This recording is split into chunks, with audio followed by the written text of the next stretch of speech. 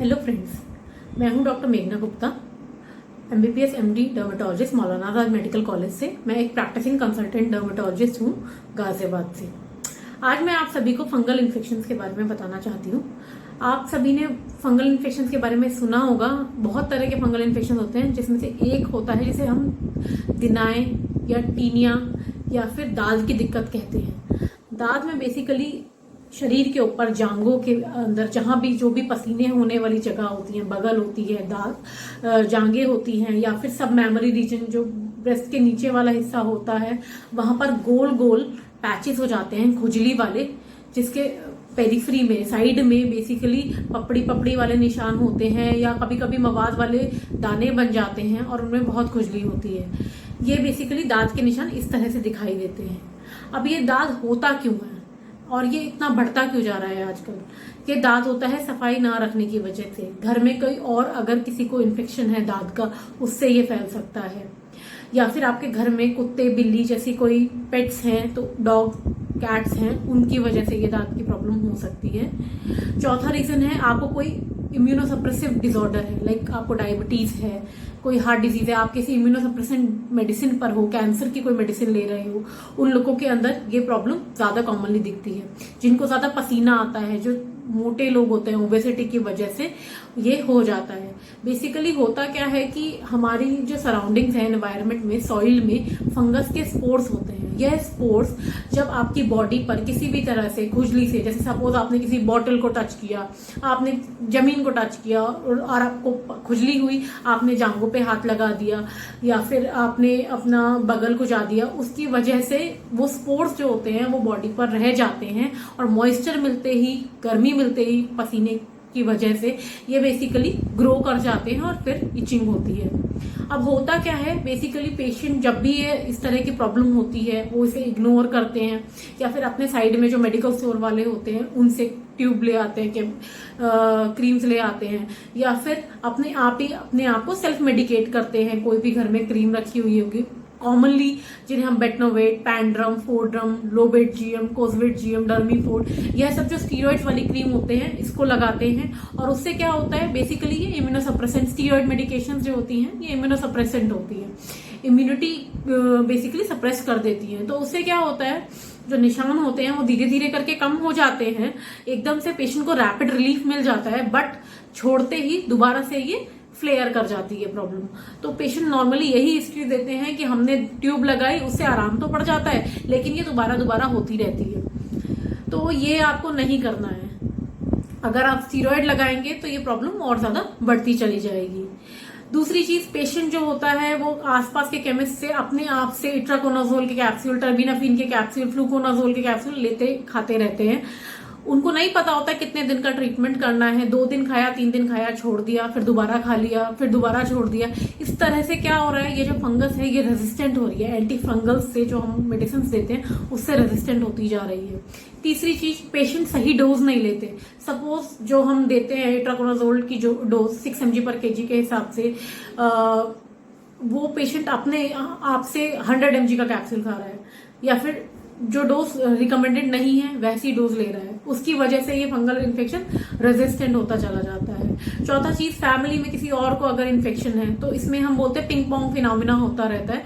आपने अपने आप को ट्रीट कर लिया, बट आपका पार्टनर है या आपके बच्चे हैं, उनको भी फंगल इन्फेक्शन हो रहा है, तो टॉवल शेयरिंग की वजह से, कोई भी फोमाइट्स हम जिसे बोलते हैं, किसी भी चीज को टच किया, वहां से दोबारा आपने इच कर लिया, तो ये फंगल इन्फेक्शन इस तरह से पूरी फैमिली में स्प्रेड होता रहता है। तो हमें ध्यान किस चीज का देना है, हमें कुछ चीजों का ध्यान रखना है इसे प्रिवेंट करने के लिए। नंबर 1, डेली बाथ लेना है, सोप से नहाना है। नॉर्मली एक मिथ है कि फंगल इन्फेक्शन में साबुन का इस्तेमाल नहीं करना चाहिए, जो कि बिल्कुल गलत है। साबुन आपको डेली यूज करना है, डेली साबुन से नहाना है। हो सके तो दिन में 2 बार नहाइए। नहाने के बाद अच्छे से बॉडी को टॉवल से पोंछना है।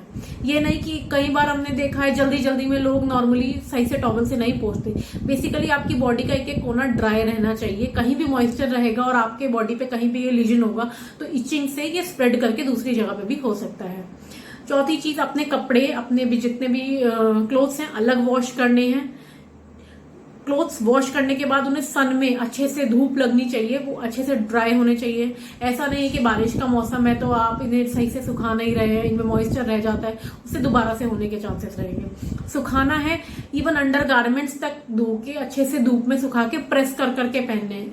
ऑपोजिट साइड से जो इनर साइड होती है उससे प्रेस करके पहनना है, बिकॉज स्पोर्स जो होते हैं वो कपड़ों में रह जाते हैं। फिर जो अब पेशेंट ट्रीटमेंट बंद कर देता है, लेना दवाई बंद कर देता है, तो ये दोबारा से ग्रो कर जाते हैं और दोबारा से इन्फेक्शन का रिलैप्स हो सकता है। चौथी चीज, आपको अपना ट्रीटमेंट पूरा करना है किसी अच्छे डर्मेटोलॉजिस्ट को दिखा के, क्वालिफाइड डर्मेटोलॉजिस्ट। आप अपने डर्मेटोलॉजिस्ट की डिग्री को जरूर देखिए, वो MD या DNB या डिप्लोमा इन डर्मेटोलॉजी होना चाहिए, तभी आप उससे दवाई लें। अपने आप से सेल्फ मेडिकेट ना करें, दवाई का कोर्स पूरा करें। नॉर्मली जो रिकमेंडेड होता है, हम 6 to 8 वीक्स बोल रहे हैं, मतलब 1.5 से 2 महीना दवाई चलेगी, पर कई कई पेशेंट में 3 महीने तक दवाई लेनी पड़ती है। ये ना सोचे कि डॉक्टर के पास जाना पड़ेगा, दोबारा से अपने आप से दवाई लेते रहे, या फिर अपने आप बीमारी ठीक हो गई है बंद कर दें। कई बार क्या होता है, निशान ठीक हो जाता है, खुजली भी ठीक हो जाती है, पर माइक्रोस्कोपिकली फंगस का जो स्पोर होता है वो बॉडी के ऊपर रहता है, जो कि दिखाई नहीं देता। आप उसको जो निशान काले पड़ जाते हैं, आपको लगता है वो ठीक हो गए हैं, बट उनमें माइक्रोस्कोपिकली फंगस प्रेजेंट होती है और वो मॉइस्चर मिलते ही दोबारा से उभर जाती है। तो इम्पॉर्टेंट क्या है कि पूरा ट्रीटमेंट आप अपने इन्फेक्शन का करें। चौथी चीज, इस पे स्टीरॉइड बिल्कुल नहीं लगाना है। आपको नहीं रिलीफ आता, हो सकता है इनिशियली आपका डॉक्टर स्टीरॉइड आपको ना दे, तो इस वजह से क्या होता है कि एकदम रैपिड रिलीफ नहीं आता। बट इचिंग को कंट्रोल कीजिए, जो दवाई दी है प्रॉपरली लीजिए। खुजली में कंट्रोल आएगा तो धीरे धीरे प्रॉब्लम ये ठीक हो जाएगी। अपनी फैमिली में किसी और को ये प्रॉब्लम है तो उनका भी ट्रीटमेंट कराना है, ये नहीं कि केवल अपना दवाई लिया। क्योंकि अगर किसी और को इन्फेक्शन है, बेसिकली आपको इस बीमारी के लिए पूरा फैमिली को ट्रीट करना है। अगर किसी को भी निशान है, अपने डर्मेटोलॉजिस्ट के पास लेके जाइए, वो आपकी फैमिली मेंबर्स को स्क्रीन करेंगे, देखेंगे कि किसी और को तो इन्फेक्शन नहीं है।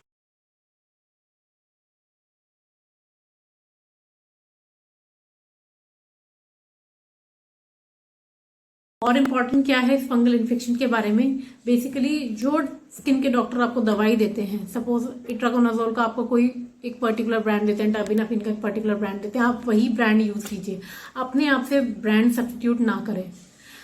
दवाई थोड़ी सी सस्ती होने के चक्कर में पेशेंट अपने ब्रांड पे कॉम्प्रोमाइज करता है। उसकी वजह से क्या होता है, जो मेडिसिन की कंसंट्रेशन होती है वो सही आपकी बॉडी में नहीं पहुंचती है, और उस वजह से फंगल इन्फेक्शन पार्शली ट्रीट हो पाता है। जो क्रीम या लोशन लगाने के लिए आपको दिया गया है, वो फंगल इन्फेक्शन की जो पेरिफ्री होती है वो बहुत एक्टिव होती है, वहीं से फंगल इन्फेक्शन ऐसे सेंट्रीफ्यूगली स्प्रेड करता है। तो इम्पोर्टेंट क्या है, उस मार्जिन को हमें अच्छे से टारगेट करना है। बाउंड्री के 1 सेंटीमीटर आगे तक हमको क्रीम लगाना है। सुबह शाम 2 टाइम जितना रिकमेंडेड आपके डॉक्टर ने बोला है, नॉर्मली 2 टाइम रिकमेंड करते हैं, वो क्रीम को लगाना है। बॉडी वॉशेस और सोप का इतना ज्यादा रोल नहीं होता। आप बॉडी पे जो बॉडी वॉश लगाते हैं साबुन, वो 1-2 मिनट के लिए रहता है, उसका इतना ज्यादा एंटी फंगल रोल नहीं होता। तो सोप एंड बॉडी वॉश आप ना भी वो यूज करें, एंटी फंगल बॉडी वॉश ना भी यूज करें तो चलता है, बट क्रीम जो है जैसे बोला गया है 1 सेंटीमीटर आगे तक आपको लगाना है। कई बार क्या होता है कि ये इन्फेक्शन के कुछ फोका है, जैसे नेल्स में या स्कैल्प में या फिर एक्जिला में, ग्रोइन में रह जाता है, और यह पूरी तरह से ठीक नहीं होता, जिसकी वजह से बार बार इन्फेक्शन होता रहता है। नेल्स में ये प्रॉब्लम बेसिकली नेल्स थिक हो जाते हैं, नेल्स में डिस्कलरेशन हो जाती है, येलो से नेल्स हो जाते हैं, उनके नीचे कुछ इकट्ठा हो जाता है, इस तरह से ये नेल्स में दिखती है, नेल्स का फंगल इन्फेक्शन हो जाता है। तो इम्पोर्टेंट क्या है, जैसे मैंने बताया, आप अपने डर्मेटोलॉजिस्ट को दिखाइए, प्रॉपरली फंगल इन्फेक्शन का ट्रीटमेंट लीजिए, क्योंकि ऐसा देखा गया है कि जो ये फंगल इन्फेक्शन है वो बहुत ज्यादा कॉमन हो गया है इंडिया में, और इसके साथ साथ पेशेंट्स जो है अपना फाइनेंशियली बहुत ज्यादा लॉस कर रहे हैं सही से ट्रीटमेंट ना लेके। कई पेशेंट्स तो अराउंड लैक्स में पैसे खर्च कर चुके हैं अभी तक, क्वैक्स को दिखा के, जो सही में डर्मेटोलॉजिस्ट नहीं होते उनको दिखा के कि फंगल इन्फेक्शन ठीक हो जाए, और उनका फंगल इन्फेक्शन नहीं ठीक हो रहा।